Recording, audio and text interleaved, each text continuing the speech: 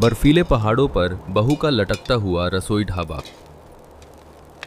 सुरेश, जोर लगा मेरे भाई, दरवाजा धकेल। बाहर की हवा तो सीधे हड्डियों को चीर रही है। अगर दरवाजा खुला रह गया तो हम सब जम जाएंगे। पूरी ताकत लगा रहा हूं भैया। दरवाजे के बाहर बर्फ का पहाड़ जमा हो गया है। ये तो टस से मस नहीं हो रहा। दोनों भाइयों ने पूरी ताकत लगाकर दरवाजा बंद किया। देवदार के इस गांव में 4 दिन से भयंकर बर्फबारी हो रही थी। घर के अंदर पूरा परिवार इस जमा देने वाली ठंड से बचने की जद्दोजहद कर रहा था। राधा, तू बाहर छज्जे की तरफ जा और थोड़ी साफ बर्फ खुरच कर ले आ। घर में पीने का पानी बिल्कुल खत्म हो गया है। नल में भी एक बूंद नहीं है। अभी लाती हूँ दीदी। नल तो पूरी तरह जम चुके हैं। कल तो बाहर का पाइप भी चटक गया था इतनी भयंकर ठंड से। राधा ने मुश्किल से खिड़की खोली। बाहर की हवा चाकू की तरह चुभी। उसने पतीले में बर्फ भरी और उसे बुखारी पर रख दिया। पीने का पानी इसी बर्फ को पिघलाकर बन रहा था। मीना, ये लकड़ियां सील गई हैं क्या? धुआं बहुत हो रहा है। मेरी तो आंखें जलने लगी हैं। ऐसे ही चलता रहा तो हम सब ठंड से ही मर जाएंगे। लकड़ियों में बहुत नमी आ गई है माँ जी। बाहर रस्सियों पर भी इतनी बर्फ है कि सूखी लकड़ी लाना नामुमकिन है। कहिए तो थोड़ा मिट्टी का तेल डाल दूं? तेल बचाकर रख बहू। बिजली के तार टूटे हुए हैं। रात को लालटेन जलानी है। अगर तेल खत्म हुआ तो रात भर इस जमा देने वाले अंधेरे में रहेंगे हम। लालटेन तो मैंने एकदम चमका दिए हैं बाबूजी। बस शाम होते ही थोड़ा तेल डालकर जला दूंगी, आप चिंता मत कीजिए। रमेश और सुरेश बर्फ झटकते हुए बुखारी के पास बैठे। गौरी ने दोनों को जड़ी बूटियों वाला गरम कहवा दिया। गर्माहट से उनके चेहरों पर थोड़ी जान आई। छत की बर्फ तो मैंने हटा दी है भैया, पर नीचे अपनी भेड़ें भूख से रंभा रही हैं। मुझे अपनी कमर में रस्सी बांधकर खिड़की से नीचे लटक कर जाना पड़ा था। भेड़ों का चारा तो छोड़िए सुरेश भैया, इंसानों का राशन भी खत्म होने वाला है। मैंने अभी हिसाब देखा, आटे का बस एक आखिरी कट्टा बचा है। सिर्फ एक कट्टा? मतलब 3 दिन बाद हम क्या खाएंगे? क्या बर्फ पिघलाकर पेट भरेंगे इतना? नीचे शहर का रास्ता 10 फुट बर्फ में दब चुका है। पैदल चलने का तो सवाल ही नहीं। अब हमारा शहर से जुड़ने का सिर्फ एक ही रास्ता बचा है, ऊपर हवा में लटकती वो केबल कार। बात पूरी होते ही घर के ऊपर गुजरने वाली मोटी केबल तार जोर से हिली। तूफान के कारण एक लाल केबल कार ठीक उनके घर के ऊपर हवा में रुक गई। अरे कोई है? भाई साहब, माँ जी, कुछ पीने का पानी या गरम मिलेगा क्या? बच्चे भूखे हैं कल रात से। इस हवा में लटकी डिब्बी में हमारी जान निकल रही है। बेचारे इस बर्फ में कई घंटों से फंसे हैं। काश मैं इन्हें अपनी रसोई से गर्मागर्म जंगली मशरूम के पराठे खिला पाती। हम खिला सकते हैं राधा, बिल्कुल खिला सकते हैं। बस हमें थोड़ा अलग सोचना होगा। कैसे भाभी? क्या हम उड़कर ऊपर जाएंगे? बिना रस्सी के तो बाहर एक कदम रखना भी मौत है। हम उड़ेंगे नहीं महेश, अपनी रसोई को हवा में लटकाएंगे। वो सामने पुराने देवदार के 2 पेड़ देखो। अगर हम मोटी रस्सियों से उनके बीच एक ढाबा बांध दें तो मुसाफिरों को सीधा खाना दे सकते हैं। आइडिया जबरदस्त है भाभी। मैं अपनी पुरानी साइकिल के पहिए और लोहे के तारों से एक पुली बना दूंगा। एक टोकरी में खाना रखकर रस्सी से खींचकर सीधा कार तक भेजेंगे। हाँ, और हम खुद रसोई तक कैसे जाएंगे? मैं घर की बालकनी से लेकर उस लटकते ढाबे तक एक मोटी स्लाइडिंग रस्सी बांध दूंगा। सबको अपनी कमर में हुक फंसाकर हवा में लटक कर ही ढाबे तक जाना होगा। हे भगवान, तुम सब पागल हो गए हो क्या? हवा में रसोई? रस्सी पर लटक कर खाना बनाओगे? अरे खाई में गिरे तो लाश तक नहीं मिलेगी। और इस ढाबे के लिए राशन आसमान से गिरेगा क्या? माँ, गौरी बिल्कुल सही कह रही है। हाथ पर हाथ धरे बैठे रहे तो वैसे भी भूखे ही मरेंगे। ये लोगों की जान बचाने और हमारी कमाई दोनों का मौका है। राशन मैं लेकर आऊंगा। इस तूफान में राशन कहाँ से लाओगे भैया? बाहर तो रास्ता ही नहीं है। जंगल के पार वाले पंचायत गोदाम से। गर्मियों में मैंने बोरियां छिपाई थीं। चल महेश, कनस्तर ले ले, कमर में रस्सी बांध लेना। जंगल? भैया, बर्फ में भालू बाहर आ जाते हैं। हम राशन लेने जाएंगे और खुद उनका राशन बन जाएंगे। परिवार का पेट पालना है तो ये जोखिम उठाना ही पड़ेगा। हिम्मत कर मेरे भाई, चल। रमेश और महेश कमर से रस्सी बांधकर बर्फीले तूफान में निकल पड़े। बर्फ कमर तक धसी थी और चलना बेहद मुश्किल था। तभी एक गुफा के पास भारी पैरों की आहट आई। भैया, वो क्या है? डर के मारे मेरी तो टांगे जम गई हैं। मुझसे भागा नहीं जाएगा। धुंध के बीच से एक विशाल भूरा पहाड़ी भालू सामने आ गया। भूख से बौखलाया भालू गुर्राता हुआ अपने पिछले पैरों पर खड़ा हो गया। महेश, भागना मत, वो डिब्बे निकाल और लोहे के डंडे से जोर जोर से पीट, शोर कर। महेश ने कांपते हाथों से टिन के डिब्बे पीटे। रमेश ने फुर्ती से मिट्टी के तेल वाली मशाल जला दी। रमेश आग की लपटों को घुमाते हुए शेर की तरह दहाड़ता है। हट, पीछे हट, जा यहां से। आग और तेज शोर से भालू घबरा गया। वो पलटा और जंगल के अंधेरे में भाग गया। दोनों ने राहत की सांस ली। हे बद्री विशाल, आज तो हम ही सच में उसका राशन बनने वाले थे भैया। मेरी तो जान ही निकल गई थी। हिम्मत रखेगा तो भगवान भी साथ देगा। चल जल्दी, राशन उठा, अंधेरा हो रहा है। दोनों भाई पीठ पर भारी बोरियां लादकर रस्सी के सहारे बर्फ में गिरते पड़ते घर लौटे। राशन देखकर परिवार में नई ऊर्जा आ गई। आटा, तेल, चाय पत्ती सब आ गया। मैंने अपनी चरखी बिल्कुल तैयार कर ली है भैया, बस इसे वहां फिट करना है। मैंने बालकनी से पेड़ तक जिपलाइन बांध दी है। अब मैं ढाबे के फट्टे बांधने जा रहा हूँ। रस्सियों को ऐसा कसूंगा कि तूफान भी नहीं हिला पाएगा। गणेश ने कमर पर रस्सी बांधी और तेज हवाओं के बीच देवदार के पेड़ों पर मजबूती से फट्टे बांध दिए। दिनेश ने बेहतरीन पुली सिस्टम सेट कर दिया। अरे धर्मपाल भाई, बुढ़ापे में तुम्हारे बच्चों को क्या पागलपन का दौरा पड़ा है? हवा में झूल रहे हैं रस्सी पकड़कर, हड्डी भी नहीं मिलेगी किसी की। ये पागलपन नहीं, मेरे बच्चों की मेहनत की रोटी है। तुम बस अपने घर में बैठो और तमाशा देखो। कुछ ही घंटों में हवा में लटकती रसोई तैयार थी। भारी चूल्हा जंजीरों से लटकाया गया। गौरी ने कमर में हुक फंसाया और रस्सी पर फिसलते हुए ढाबे तक पहुंच गई। राधा और मीना भी उसके पीछे पीछे ढाबे पर आ गईं। वाह दीदी, हवा के तेज झोंकों से तो आग और भी बढ़िया जल रही है। पानी भी तुरंत उबलने लगा। हेलो रमेश भाई, एक पीली कार भेज रहा हूँ। सवारियाँ बहुत भूखी हैं। मैं कार को तुम्हारे ढाबे के पास लाकर धीमा कर दूंगा। ठीक है राजू भाई, हम लोग बिल्कुल तैयार हैं। आप कार भेज दीजिए। सब अपनी अपनी पोजीशन लो। छोटी, दूरबीन निकाल। राधा, जल्दी से आटा गूंद। आज इन्हें जंगली मशरूम के पराठे खिलाएंगे। दीदी, धुंध के बीच से पीली कार आ रही है, तैयार हो जाइए सब। पूरा परिवार मशीन की तरह काम करने लगा। तेज बर्फीली हवाओं के बीच गुच्छी वाले पराठे सिकने लगे। ढाबे से उड़ती खुशबू बर्फीली हवा में घुल गई। हवा में ढाबा, वो भी रस्सियों पर टिका हुआ। आप लोग वहां तक पहुंचे कैसे? भाई साहब, गर्मा गर्म चाय मिलेगी क्या? ठंड से कुल्फी बन गए हैं हम। हमारी जिंदगी इन्हीं रस्सियों पर ही लटकी है भाई साहब। अभी मिला खाना। दिनेश, पुली ढीली कर। मीना, चाय पर फॉइल लगा।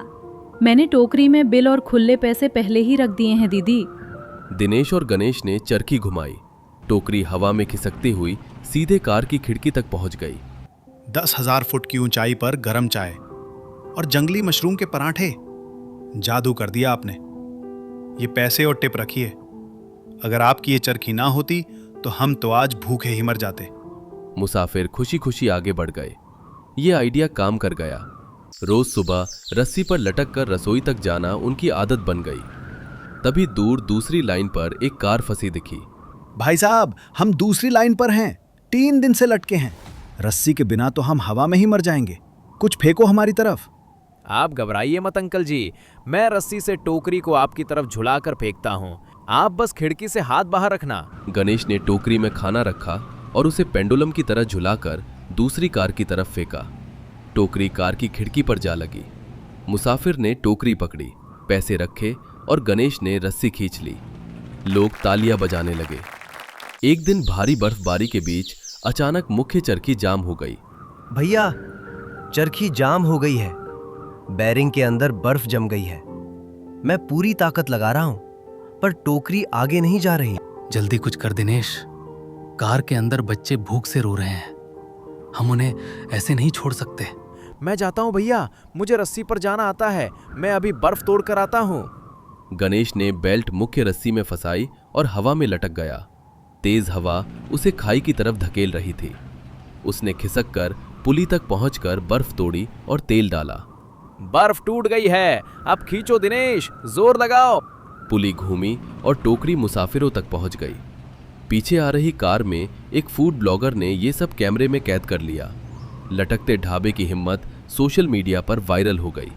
दोस्तों, आज मैं दुनिया के सबसे खतरनाक और असली ढाबे पर हूँ। यहाँ ये परिवार रस्सी से लटक कर रसोई तक आता है। अपनी जान जोखिम में डालकर ये आपको शुद्ध पहाड़ी खाना खिलाते हैं। स्वाद ऐसा कि 5 स्टार रेटिंग भी कम है। बहुत बहुत शुक्रिया भैया, आपके वीडियो से तो हमारे गर्मियों के राशन का जुगाड़ भी हो जाएगा। दीदी, आपके हाथों में तो साक्षात माँ अन्नपूर्णा बसती हैं। इस कड़ाके की ठंड में आपके गर्मा गर्म सरसों के साग ने हमारे बच्चों की जान में जान डाल दी। भगवान आपका भला करे। ये आपका प्यार है बहन जी। हमारा काम बस यही है कि इन रस्सियों से गुजरने वाला कोई यहाँ से भूखा ना जाए। कमला बहन, मुझे माफ करना, मैं गलत थी। तुम्हारे बच्चों ने रस्सियों पर लटक कर पूरे गांव का नाम रोशन कर दिया। मुझे पता है काकी, मेरी बहुएं और बेटे ही मेरी सबसे बड़ी ताकत और अभिमान है। तभी वहां केबल तार के रास्ते एक लाल वीआईपी कार रुकी। जिले के टूरिज्म अधिकारी बाहर झांके। मैंने सिर्फ सुना था, पर आज अपनी आंखों से देख भी लिया। इस बर्फीले तूफान में आपने इन रस्सियों के सहारे हवा में स्वर्ग बना दिया है। यह अकल्पनीय है। नमस्ते सर। बस इस खाली समय में मुसाफिरों की मदद और परिवार का गुजारा करने की एक छोटी सी कोशिश है। इसे छोटी कोशिश मत कहिए। इस हैंगिंग ढाबे ने राज्य के पर्यटन को एक नई पहचान दी है।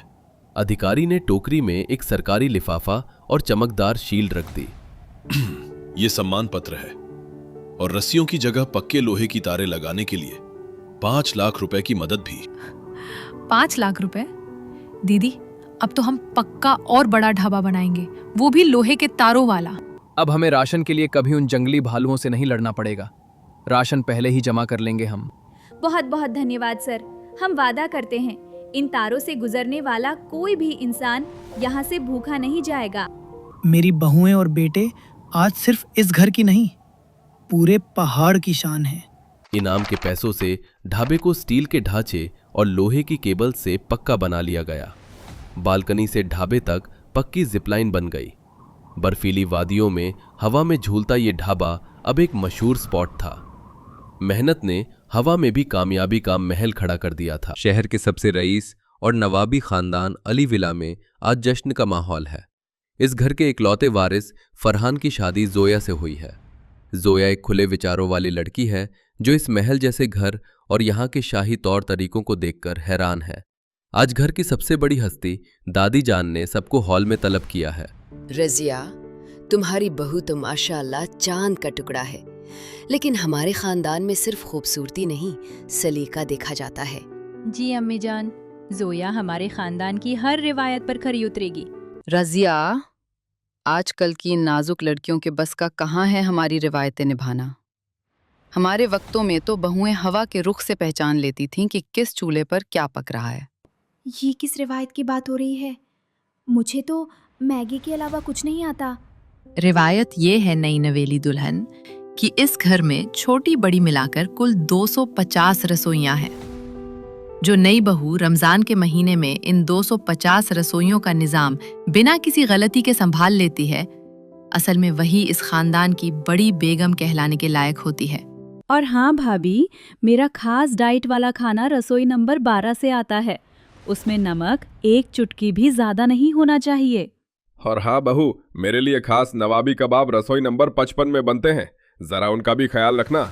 अगर मेरे कबाबों में जाफरान कम हुआ तो मेरा तो रोजा ही नहीं खुलेगा। अम्मी भाभी अभी नई हैं, घर के रास्तों से भी वाकिफ नहीं हैं। उन पर अचानक इतना बड़ा बोझ डालना ठीक नहीं है। शबाना बाजी, आप तो रहने ही दें। अम्मी जान सही कह रही हैं। मैंने तो अपनी शादी के पहले ही साल में 50 रसोइयों का काम अकेले संभाल लिया था। 250 रसोइया?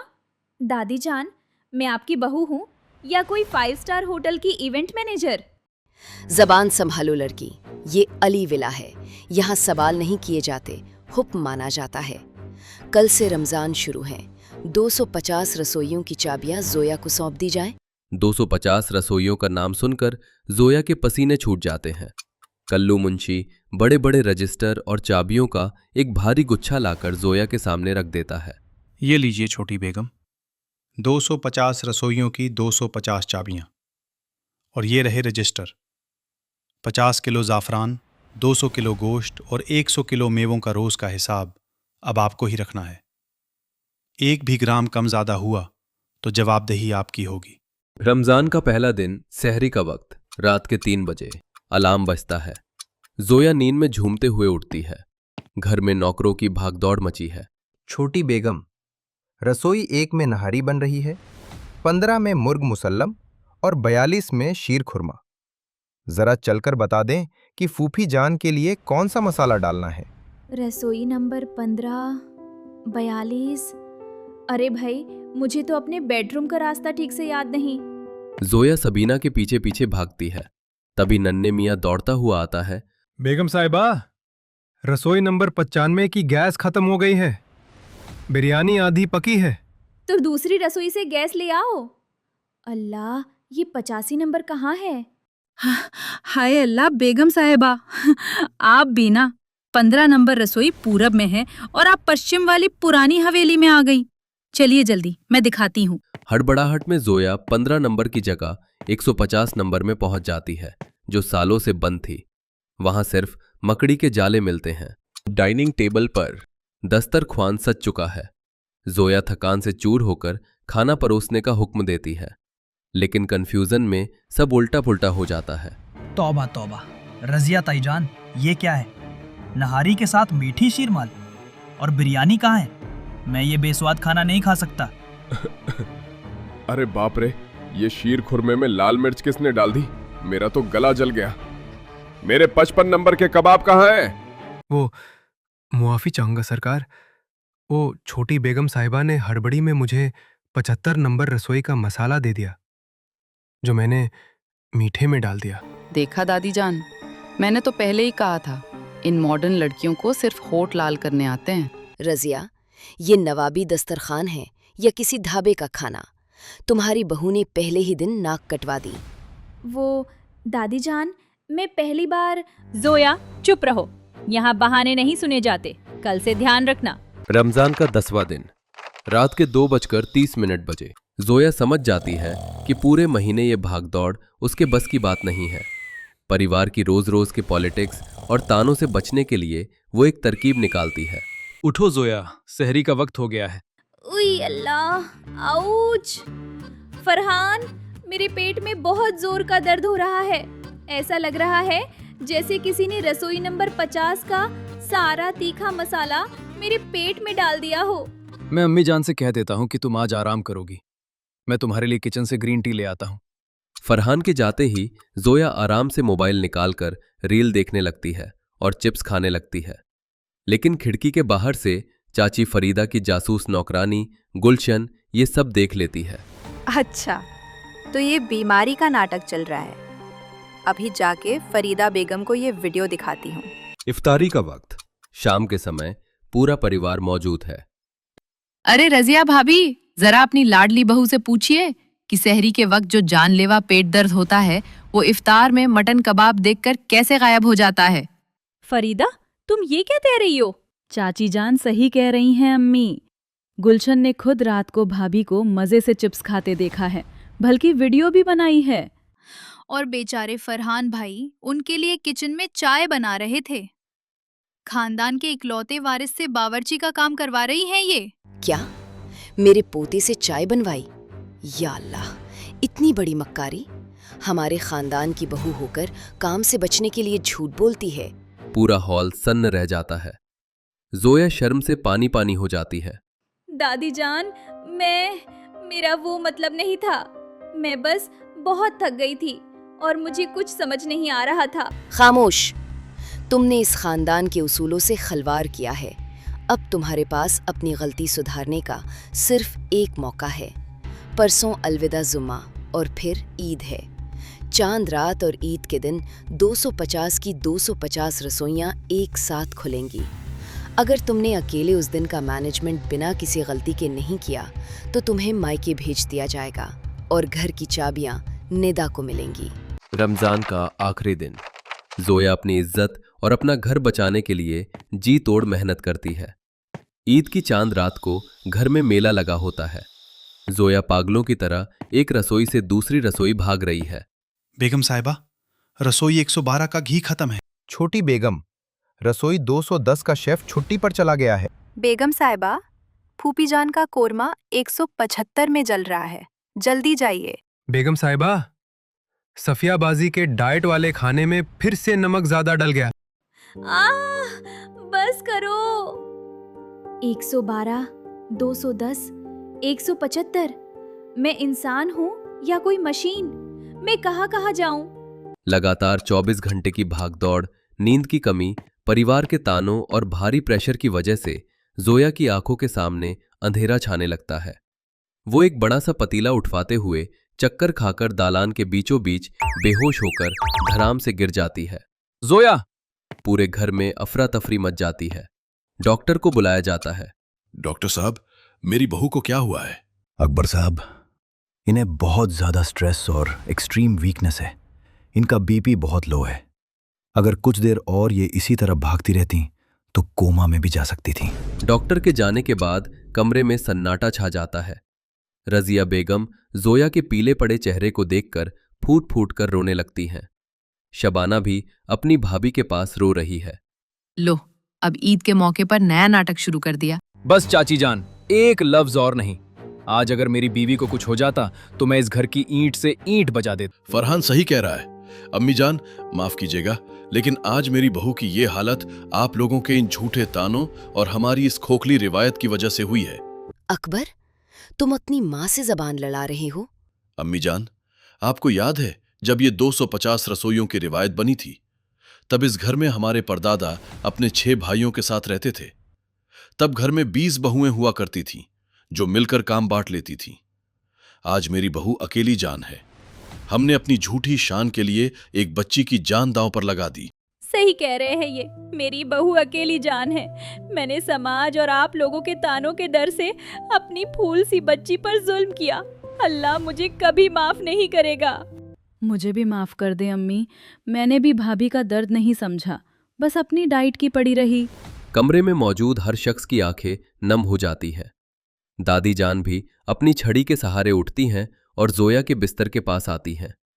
जोया धीरे धीरे अपनी आंखें खोलती है। दादी जान, वो 175 नंबर का कोरमा। अरे भाड़ में जाए कोरमा और चूल्हे में जाए वो 250 रसोइयाँ। मुझे माफ कर दे मेरी बच्ची, मैं अपनी जिद में ये भूल गई थी कि रिवायतें इंसानों के लिए बनती हैं, इंसान रिवायतों के लिए नहीं। सच दादी जान? सच बेटी, आज से इस घर में सिर्फ एक रसोई खुलेगी, वही मुख्य रसोई जिसमें हम सब के लिए प्यार से खाना बनेगा। और चाबियां तो क्या, इस पूरे घर की मालकिन तू ही है। मुझे भी माफ कर दे भाभी, अब से हम दोनों मिलकर काम करेंगे, कोई पॉलिटिक्स नहीं। और मैं वादा करता हूँ अब खाने में कोई कमी नहीं निकालूंगा, जो मिलेगा खुशी खुशी खा लूंगा। और मैं रोज सुबह तुम्हारे लिए रसोई नंबर 1, मेरा मतलब है मेन किचन से चाय बनाकर लाऊंगा।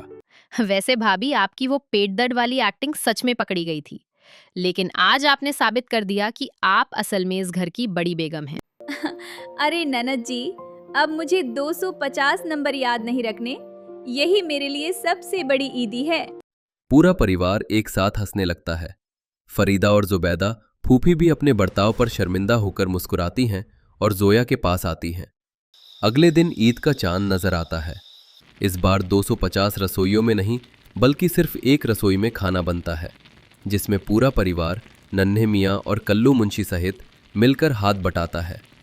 जोया अपने इस ससुराल में पहली ईद बिना किसी डर और दबाव के पूरे परिवार के प्यार के साथ बहुत खुशी से मनाती है।